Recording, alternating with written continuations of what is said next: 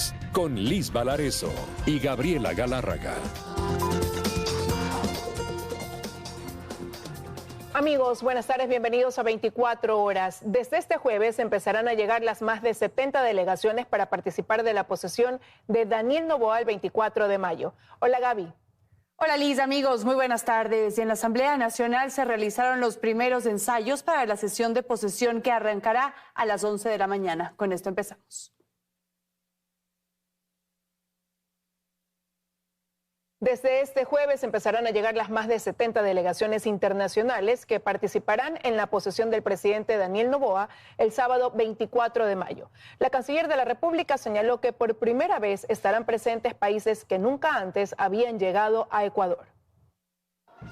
Todo está listo para la posesión de Daniel Noboa como presidente de la República para el periodo 2025-2029. La canciller Gabriela Sommerfeld confirmó que los invitados internacionales empezarán a llegar desde este jueves. Sin embargo, aún no adelantó los nombres de los jefes de Estado que han confirmado su presencia, lista que se conocerá apenas la noche del jueves. Más de 70 delegaciones internacionales que están llegando entre organismos multilaterales y estados. Presidentes, vicepresidentes, presidentes de parlamentos, más de una docena de cancilleres, ministros de seguridad, de interior. De todos modos, algunos nombres ya se han hecho públicos. Por ejemplo, el martes la presidenta de Perú, Dina Boluarte, solicitó permiso al Congreso de su país para viajar el sábado a la posesión de Daniel Noboa. También Brasil confirmó la presencia de su canciller Mauro Vieira y Estados Unidos enviará como su representante al secretario de Salud Robert F. Kennedy Jr., quien además tiene una cercanía personal con la familia Noboa. Las delegaciones que arriben a la capital tendrán agenda desde el viernes por la noche, con un Te Deum en la Catedral Metropolitana de Quito y luego participarán de un cóctel en el Centro Cultural aledaño. Países que antes no habían llegado al Ecuador. El Ecuador se está abriendo espacio en el mundo, está proponiendo una nueva agenda. Sommerfeld, quien cumple funciones desde noviembre de 2023, señaló que para los próximos 4 años se espera intensificar las relaciones internacionales, sobre todo en materia comercial y de seguridad, temas en los que durante su gestión ya se han logrado acuerdos. Para mantener las oportunidades y la creación de oportunidades hay que tener buenas relaciones internacionales y nada mejor que un jefe de Estado, que nuestro presidente visite y converse con los jefes de Estado. Sábado empieza un nuevo capítulo, pero un gobierno que ahora va a tener 4 años. Este gobierno va a poder contar con todo el apoyo del nuevo diario. Derrotar al crimen organizado transnacional que está flagelando el Ecuador. Estas declaraciones precisamente se dieron en el marco de un encuentro con la Cámara de Comercio Italiana del Ecuador, que busca fortalecer la cooperación con el país. Belén Merizalde, Teleamazonas.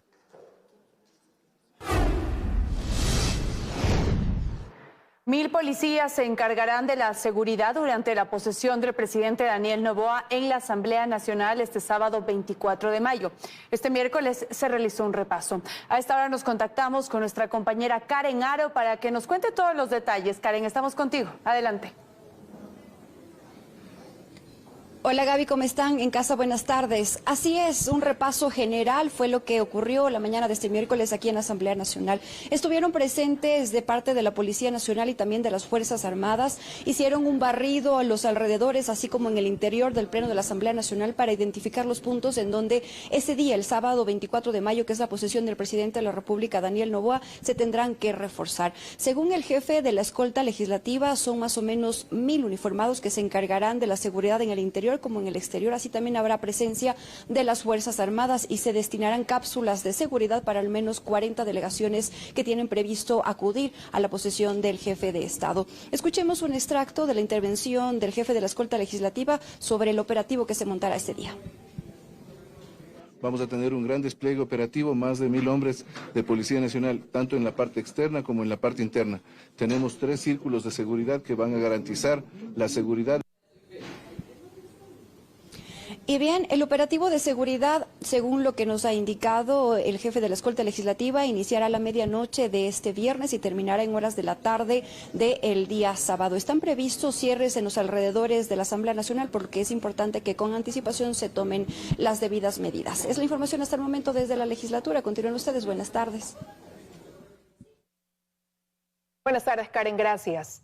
Varios eventos conmemorativos se llevarán a cabo por los 203 años de la batalla de Pichincha este 24 de mayo. Pero además también se posesionará el presidente Daniel Noboa en la Asamblea Nacional. Conozca la agenda para ese día. En la cima de la Libertad, a las faldas del volcán Pichincha, se llevará a cabo el primer evento de la jornada de este 24 de mayo. A las 8 de la mañana en el Templo de la Patria se realizará la ceremonia conmemorativa por los 203 años de la batalla de Pichincha, ocurrida el 24 de mayo de 1822. En la ceremonia militar estará presente el presidente Daniel Noboa y los demás poderes del Estado, que participarán en la entrega de la ofrenda floral a los próceres de la batalla de Pichincha.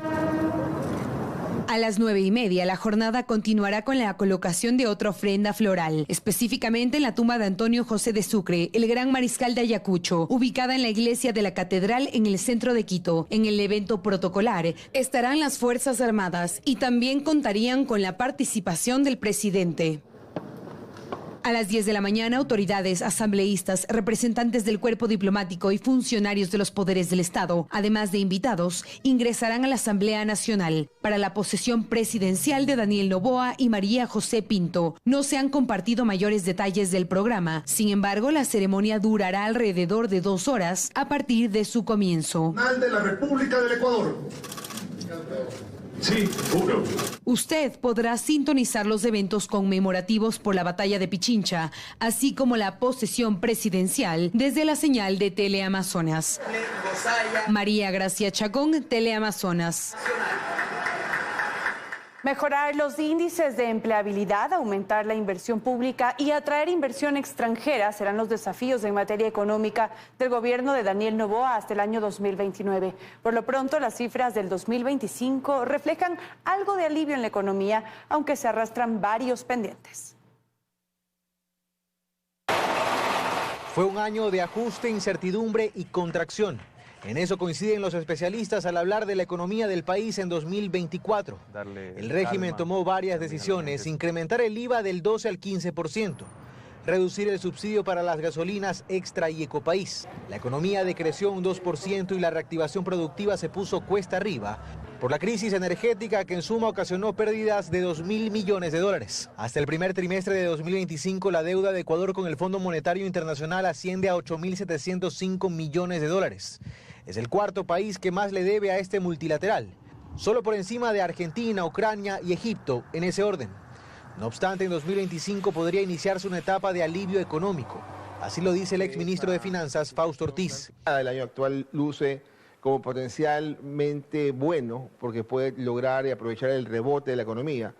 El Banco Central habla que puede ser 2.8, el Fondo Monetario habla que puede ser 1.7. Yo me animo a creerle más al Banco Central.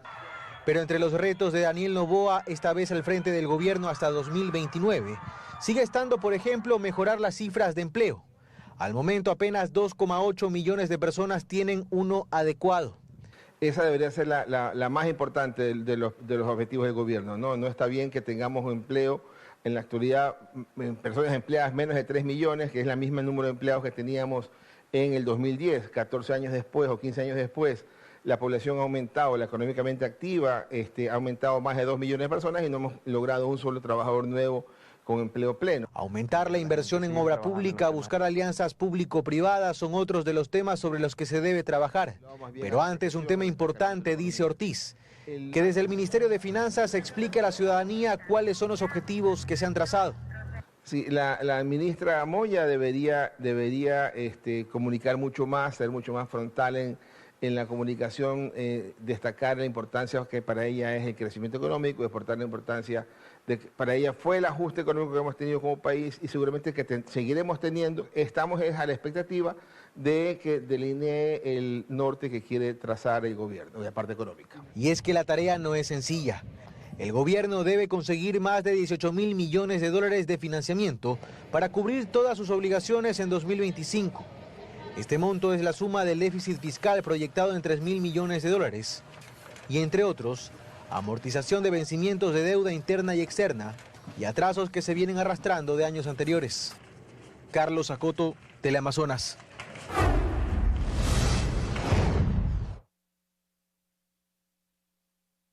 El Consejo de Participación Ciudadana conformó el equipo técnico para retomar el concurso para fiscal general. Con ello, en un plazo máximo de 30 días, estará lista también la Comisión Ciudadana de Selección y se estima que la autoridad esté designada hasta febrero del 2026. La renuncia de Diana Salazar a la Fiscalía General del Estado hizo que el Consejo de Participación Ciudadana apresure el concurso para designar a su reemplazo. Es por ello que este miércoles, con 6 votos a favor, se conformó el equipo técnico integrado por un delegado por cada consejero. La Fiscalía General del Estado es una institución clave para el país y desde este Consejo vamos a asegurar que el proceso de selección esté a la altura del momento que vive el Ecuador. La conformación de este equipo no es solo un paso procedimental, sino una condición indispensable para garantizar que el proceso se desarrolle con agilidad, transparencia. El siguiente paso será la integración de la Comisión Ciudadana de Selección con un delegado de las 5 funciones del Estado y otros 5 ciudadanos, para lo que se presentará una convocatoria. Y en un plazo máximo de 30 días integraremos la Comisión Ciudadana de Selección para arrancar el concurso de mérito de oposición. No vamos a improvisar. Para ponerle algunos requisitos, experiencia en el tema de derecho, principalmente especificidad penal, 10 años en cuanto al ejercicio de la abogacía, entre otros prohibiciones, como por ejemplo no tener contratos con el Estado. Con la comisión lista se lanzará oficialmente la postulación para fiscal general, que estará abierta durante 10 días. Luego, en ese mismo periodo, se verificará el cumplimiento de requisitos y en otros 10 días se calificarán sus méritos. Se abrirá una etapa de recalificación, impugnaciones y finalmente pruebas escritas y orales. El nuevo fiscal estaría elegido alrededor del mes de febrero o antes en este mismo año, en función de también cómo las otras funciones envíen a sus delegados y avanzar con este proceso. El concurso estuvo paralizado desde diciembre de 2024, cuando se conformó la habeduría en la que se inscribieron 524 ciudadanos. Lucía Clavijo, Teleamazonas. La terna, la nueva asamblea envía la terna. Y tras la renuncia de Diana Salazar a la Fiscalía General del Estado, varios de los llamados casos emblemáticos deberán ser atendidos por el fiscal Wilson Toainga. Juristas coinciden en que debe mantenerse una misma línea de trabajo al frente de la institución, pero no descuidar los procesos que ya recibieron sentencia. Mientras el Consejo de Participación Ciudadana y Control Social ha reactivado el concurso para designar a la máxima autoridad de la Fiscalía General del Estado, Wilson Toainga será quien asuma el control de la institución y sobre él recaerán los casos de mayor connotación. Toainga tiene una carrera de 24 años en la Fiscalía y ha acompañado a Diana Salazar como subrogante en estos 6 años. El penalista Roberto Calderón cree que Toainga debe mantenerse la misma línea de trabajo en el tiempo que le corresponda asumir el cargo. No habrá cambios sustanciales, puesto que ya existe un equipo implementado de agentes fiscales que trabajan con el fiscal general, quienes llevan estos casos emblemáticos. El caso Sinohydro, por ejemplo, es uno de los grandes pendientes. Hace pocas semanas se reportó la detención de 2 de los procesados y con ello el trabajo de fiscalía deberá mantenerse evitando viejos cuestionamientos. Si bien han existido ciertos casos donde se ha escuchado cuestionamientos que el timing, es decir, que el momento oportuno de presentarlos o formular cargos esté relacionado a procesos electorales, como el caso Encuentro y como el caso Sinohydro, han demostrado hasta cierto punto objetividad en la fiscalía. No obstante, en la lista también se suman los casos Metástasis, Plaga, Purga, caso Vocales, entre otros, procesos cuyo avance no deberá frenarse en esta transición. Pero más allá de los casos que están en etapa de investigación, el doctor Wilson Toainga deberá estar vigilante de algunos procesos emblemáticos que esperan la apelación o el recurso de casación. También, por ejemplo, en el caso Sobornos, los recursos de revisión pendientes podrían cambiar la historia del proceso. Y en este contexto, el jurista Marcelo Dueñas advierte que el fiscal a cargo tiene que poner especial cuidado en los recursos pendientes de estos casos que tienen interés político y seguimiento público. El Ecuador entero va a estar con los ojos sobre él. Las instancias que se le vienen, sin duda, en los casos también emblemáticos que ya han recibido sentencia, pero que están posiblemente para apelación, para casación o para revisión. Vamos a ver qué poder tiene el doctor Toainga. Y desde ya hay que pensar en la nueva figura de la Fiscalía, con un perfil técnico por sobre todo. Fundamentalmente que no obedezca a ningún interés. Lo cierto es que se vienen semanas de intenso trabajo en Fiscalía. Acusadores y procesados usarán sus estrategias en una etapa de transición, pero no menos importante. Fausto Yepes, Teleamazonas. 7 días.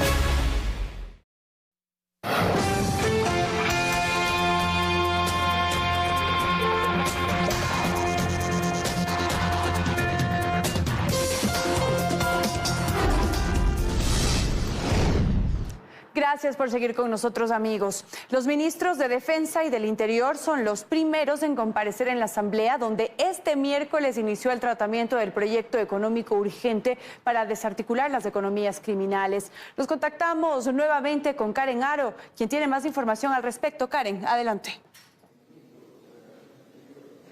Así es, ¿cómo estás, Gaby? Retomamos este contacto para contarles que la Comisión de Desarrollo Económico de la Asamblea Nacional esta mañana ya abocó conocimiento. Es la primera comisión en iniciar su trabajo con el proyecto de ley económico urgente que envió el presidente de la República este día sábado, el que tiene como objetivo desarticular las economías criminales. Los primeros en comparecer fueron los ministros de Defensa, el ministro del Interior, el comandante de la Policía Nacional, así como el jefe del Comando Conjunto de las Fuerzas Armadas. Su comparecencia se centró en lo que tiene que ver con esto que plantea el proyecto de ley para incentivar a la empresa privada a donar a estas instituciones equipamiento en buen estado a cambio de incentivos tributarios. Escuchemos un extracto de sus intervenciones en la mesa legislativa.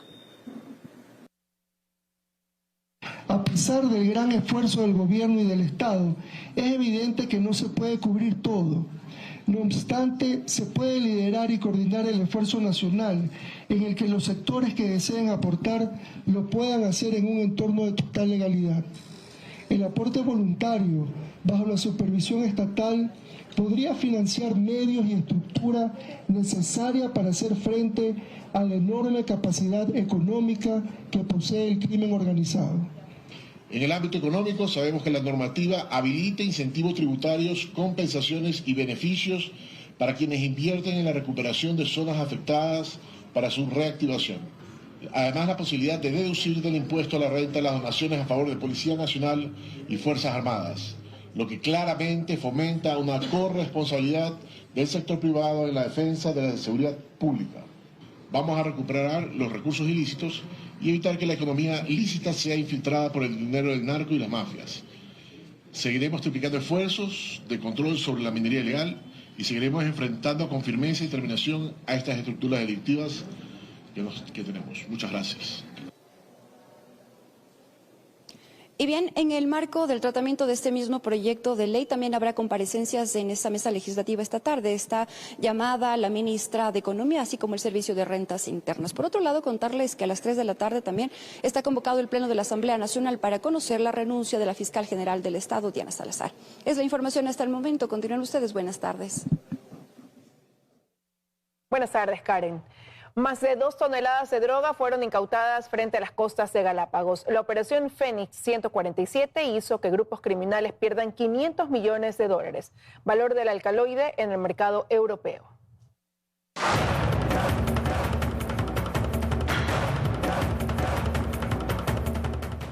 Se trata de la segunda incautación importante en las costas de Galápagos en lo que va de mayo. En esta ocasión la operación se ejecutó en aguas internacionales y a más de 500 millas náuticas al norte de las islas, en la denominada Ruta del Pacífico, zona estratégica utilizada comúnmente para el tráfico de droga hacia Centroamérica y Estados Unidos. La Armada del Ecuador, con apoyo de guardacostas norteamericanos, interceptó esta embarcación y logró incautar más de 2 toneladas de droga que tenían como destino Estados Unidos. Durante la operación denominada Fénix 147, también se aprehendió a 3 ciudadanos ecuatorianos. La droga y los capturados fueron movilizados al puerto de Manta. Sin embargo, los 3 ciudadanos aprehendidos indican ser de aquí de Manabí, por lo que presumiblemente habría salido de este sector. Extraoficialmente se conoce que el cargamento pertenecería a los choneros, agrupación que según información policial domina la Ruta del Pacífico. Ustedes ven que acaba de llegar la embarcación y empiezan las investigaciones a partir de ahora. El alcaloide está valorado en $50 millones en Ecuador, $120 millones en Estados Unidos y hasta 500 millones en Europa. A inicios de mayo también se dio otro decomiso de droga en Galápagos. En esa ocasión la Armada y la Policía Nacional interceptaron una lancha al sureste de la isla San Cristóbal. La embarcación transportaba más de 1 tonelada de cocaína. Bernarda Ceballos, Teleamazonas.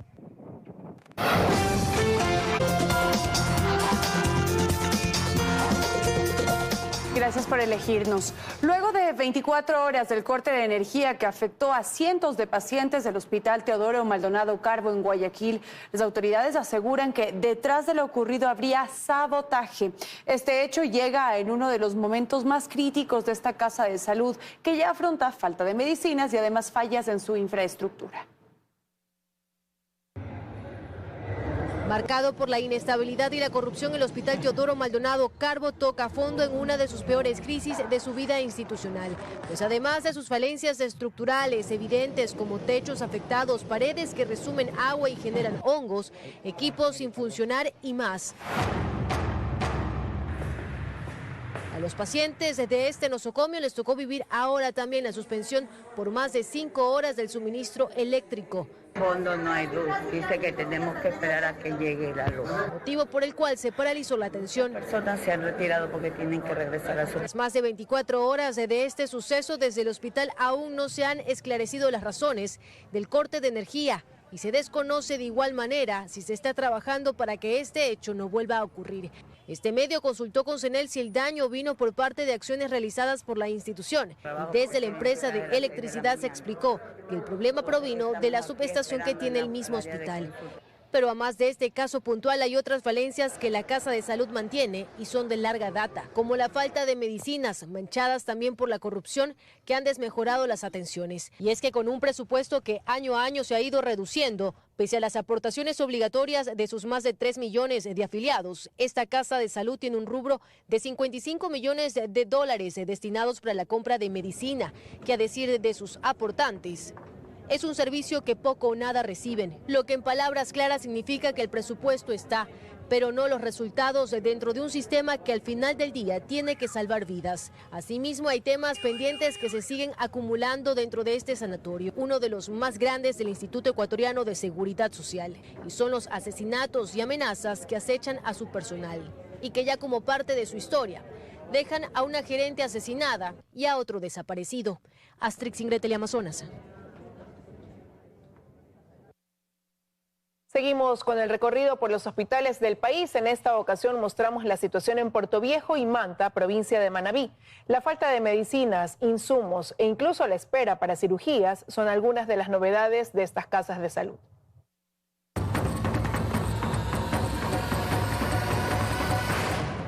No hay medicinas, no hay insumos y el conocido espere. Son algunas de las frases que a diario reciben las personas que acuden al Hospital Provincial de Puerto Viejo, Dr. Verdi Ceballos Balda. Que no hay medicamento, todo es por fuera. Hasta la anestesia me compraba por fuera, guantes. O sea, a mi hijo no le han dado ni una medicación ni nada. O sea, solamente la cita y ya está. Este hospital tiene más de 20 especialidades y según pacientes no disponen de insumos básicos para cirugías. Aquí los familiares están obligados a comprar los materiales quirúrgicos para recibir la atención. Comprar una malla, el doctor mismo le vendió una malla en $500 y por no haberla y necesitarla de urgencia se tuvo que comprar al doctor que las vende. El personal de salud que labora en el hospital habla con temor y confirma la falta de medicinas, insumos y equipamientos. Lo que es traumatología no tiene insumos para clavos, no tienen las placas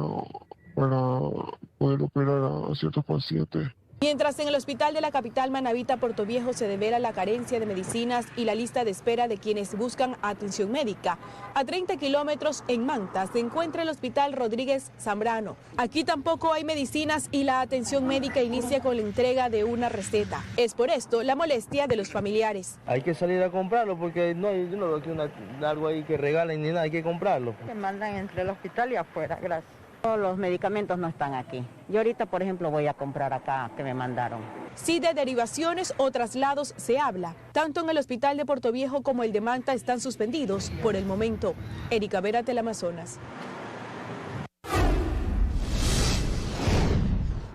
Y hoy en nuestro segmento Economía para Todos hablaremos sobre las exportaciones del Ecuador en el primer trimestre del 2025. Economía para Todos.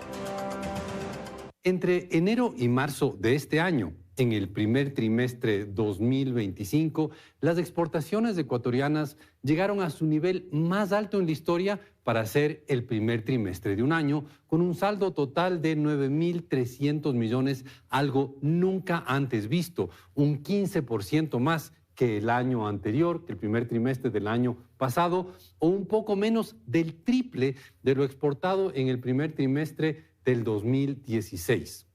Pero tan interesante como cuánto exportamos es ver qué exportamos.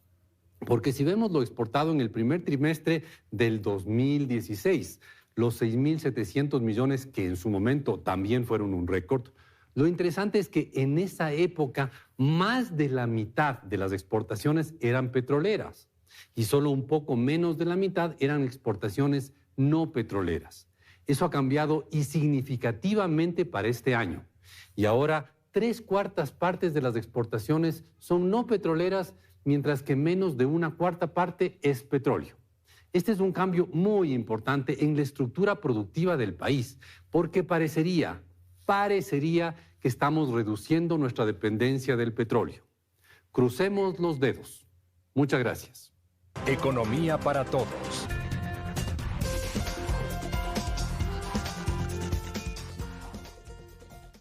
Estamos de regreso para contarles que varios comercios en los cantones de Daule, Nobol y Petrillo en la provincia del Guayas continúan cerrados tras ser víctimas de extorsión. La Policía Nacional advierte que pese a las capturas, muchos implicados recuperan su libertad, generando un clima de impunidad en estos sectores. Este es el ambiente en el corazón del comercio del cantón Daule en Guayas. Ferreterías, tiendas, farmacias, peluquerías, entre otros locales, siguen cerrando sus puertas y migrando a otros puntos de la provincia, cansados de entregar dinero a los grupos terroristas, dedicados a la extorsión bajo la modalidad de vacunas. La mayoría de locales cerrados, ¿por qué?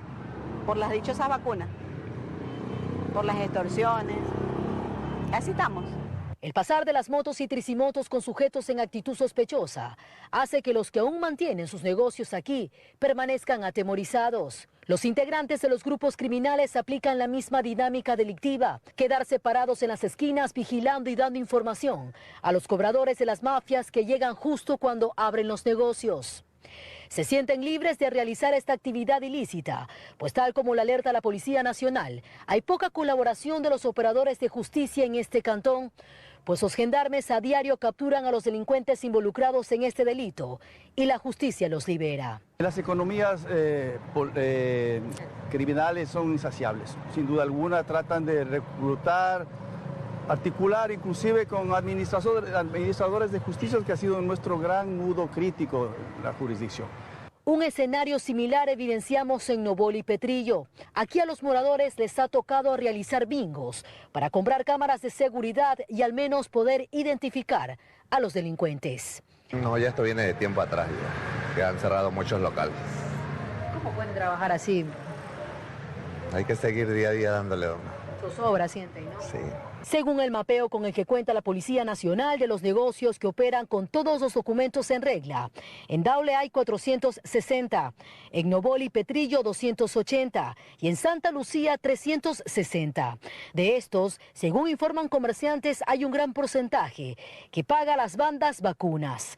La irregularidad, la informalidad, el descontrol del espacio público que no le corresponde a la Policía Nacional. Nosotros estamos siempre presentes aquí haciendo trabajo. Los agentes policiales mencionan que han detectado que más de 2.000 locales han desactivado los botones de seguridad. La fuerza pública sigue realizando operativos en estos cantones de Guayas para atrapar a los integrantes de las organizaciones delictivas que mantienen acorralado al comercio. Catalina García, Teleamazonas.